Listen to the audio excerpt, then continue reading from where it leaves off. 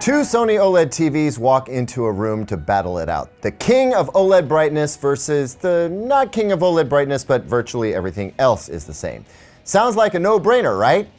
Right? Wrong.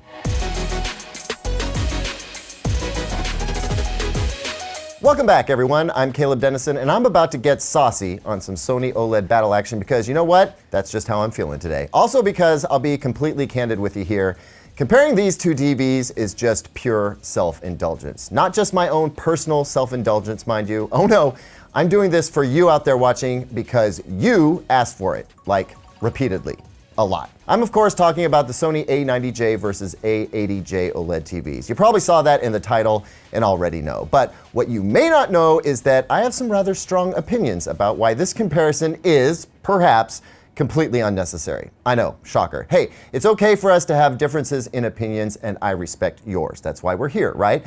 So sit back, relax, grab a tasty beverage and snack of your choosing, and let's geek out over some Sony OLED TV action. Before I get into it though, you know what time it is. It's hop into the comments section time where I ask, or beg, plead, for you to jump into the conversation because A, it's fun, we have quite the community going on here, but also B, because I learn a lot about the questions you have and what else is on your mind. So in the comments, tell me if you have legitimately been waffling between buying the Sony A90J or the A80J, and please do it now because the rest of this video could change your mind. And while you're down there, please smash like and click subscribe. It helps our channel's reach and keeps me in a job that I love. Plus, I cannot wait to go past the 1 million subs mark. Life goals, am I right? Thanks as always. Now, let's do this. So before we get into some straight up steamy side-by-side OLED action, let me set the stage for anyone who is not already intimately familiar with these two TVs. First, they are both OLED TVs and they are both from Sony. I think when it comes to pure picture quality, Sony makes the best looking OLED you can buy in the US. Sorry, Panasonic, come talk to me when you're broadly distributed here in the old US of A again. I miss you, by the way. And so we have the Sony A80J, which for all intents and purposes looks a lot like last year's flagship OLED TV from Sony. And then you have the A90J, which has kind of rocked the TV enthusiast world because it comes with a new Evo panel produced by LG Display, but it has a fancy heatsink on it too. Why is that cool? Because it makes for a brighter OLED TV, and if there's one common complaint against OLED TV tech, it's that it can't get as bright as an LCD TV. So that makes the A90J being brighter a big deal. Wait, what's that? What about burn-in? Yes, that's also a complaint, but not now. Please, I'm trying to focus. Okay, so it would be fair to ask, and many of you have, if the higher brightness of the A90J is really significant or not. And also whether it is significant enough to justify what is a remarkably higher price over the A80J. Also, are there any other considerations which might contribute toward a tipping point? So there's some objective factors here and some very subjective factors at play. My job is to try to kind of parse those out, separate the wheat from the chaff, because you don't spend big bucks on chaff bread, do ya? And try to put this all in perspective. Wish me luck. Actually, I've got this. Let's talk about design for a moment because there are some slight differences. Most notably, the A90J can be slammed right smack down against your media stand if you like that look, and I do. Whereas the A80J can also assume a lower stance if you want, but just not nearly as low. And the A80J can let you place the feet a little closer together so as to fit on smaller entertainment furniture if you need. If you're wall mounting though, none of that matters. So moving on. Sound quality. Now, I've heard and read that many think the A80J sounds significantly better than the A90J, and I'm gonna push back on that. The two TVs sound different, but I'd stop short of saying one is quantifiably better than the other. The A90J produced more powerful bass in my testing, while the A80J offered clearer dialogue. I also noticed that the A90J could get louder without moving into distortion territory, whereas the A80J started to get harsh at super high volumes. I did not, however, notice any difference in the effectiveness of sound placement effects. Both TVs have a good stereo image and seem to place sounds to where they correspond on the screen because if you weren't already aware, the screen on this TV is the speaker. One notable difference, and I've seen there's a lot of confusion around this, so let me clear it up as best as I can. The A90J is ready to become your center channel as part of a bigger home theater speaker system. Run speaker wire from your AV receiver to the speaker wire terminals on the back of the TV, and voila, the A90J's audio system becomes your center channel.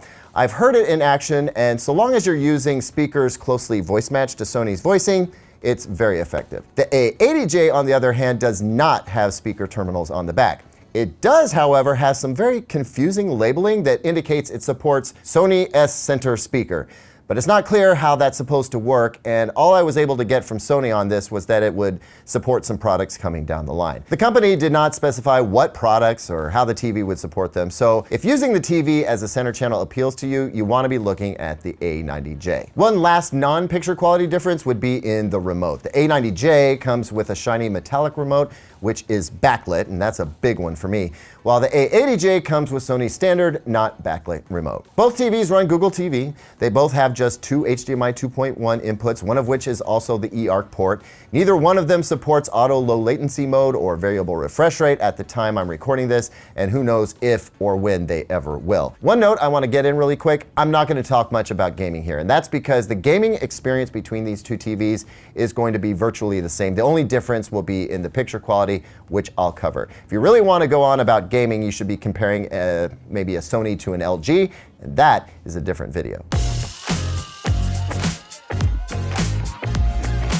And that leaves only the picture quality differences left to discuss, so let's just get right into it. Look, I'm not going to drag this out. The A90J is a brighter TV. Even with both TVs in the cinema or custom mode, color temp at Expert 1, peak luminance maxed out, and all other settings equal, the A90J is a brighter TV. It has a brighter average picture level, and no surprise, it has brighter highlights in HDR as well. So, is that a big deal? Does the higher brightness make a meaningful difference? In what cases does it make a meaningful difference? And is the overall performance of the TV so significantly better that the A90J justifies its lofty price? Well, let's get into that. First off, the notion that a brighter OLED is something we've always needed for OLED to be taken a little more seriously really stems from what I consider to be a misnomer, that OLED TVs don't look as good as brighter LED LCD TVs do in a room with daylight flooding in. The idea that an OLED TV is really only good for dark rooms or for those of us fancy enough to have dedicated home theater rooms with expensive cushy chairs, a popcorn machine, and maybe some sconce lighting, I call BS on that right here and right now. OLED TVs perform well in a variety of room light conditions. Even though an OLED TV might not appear as bright as an LED LCD TV side by side in a bright room, that doesn't mean it isn't putting out an enjoyable picture. The deep blacks offer excellent contrast, and that contrast makes quite an impression. Now, there is an argument that says that brighter QLED TVs can cover more of the color volume spectrum for HDR and Dolby Vision, and by the measurements, that's true. But frankly, I'm not sure we're at a place where the kind of person who is watching TV in a sunbathed room is all that concerned with the color volume of their TV. I mean, this is cinephile nerd stuff, right? And that kind of person is, well, they probably have one of those fancy dedicated viewing rooms, right? So I don't think that OLED TVs needed to get brighter for viewability's sake. If anything, the added brightness could come in handy for making HDR highlights pop that much more against those inky blacks than they did before. Does the A90J make that happen? Yeah. To an extent, I think it does. However, I have noticed that some of those super bright highlights tend to be blown out a bit and obscure bright highlight detail. So, from my perspective, if you are watching the TV in a dark room and scrutinizing things like HDR highlight detail, then frankly, I think the A80J would be the better TV in that scenario. Look, I've always said that side-by-side comparisons are, well, unfair. You're allowing yourself an instantaneous look at any differences that might be present without thinking about whether you would notice those differences if you watched a piece of content at your house, then walked over to your neighbors and watched the same piece of content at their house in the same viewing conditions. And really, who does that? I mean, if you do, then cool, I'm glad you get along well with your equally TV geeky neighbors. But practically speaking, we don't live in a side-by-side comparison world. So these shots that we're showing you of the A90J being brighter across the board and also in some key highlight areas are showing the truth. But would you ever know it at home? More importantly, would you be able to square what your eyes are telling you with what your bank account would be telling you? And that really brings us down to what I think is what most folks are wondering anyway. Is the A90J so much better than the A80J that it can justify its very high price? Now, before I answer that question, I'm gonna just put this out there. I think it's a moot question. Look, if you're in a place where you can actually afford to hem and haw between these two TVs because the price isn't really the barrier, then congratulations on your wealth. And I mean that. You are in a special place. And let me just tell you, Mr. or Mrs. Deep Pockets, that if you just want to know you have the absolute best, then go ahead. Splurge on the A90J and tell your friends you have the best TV, and you know that because Caleb said so.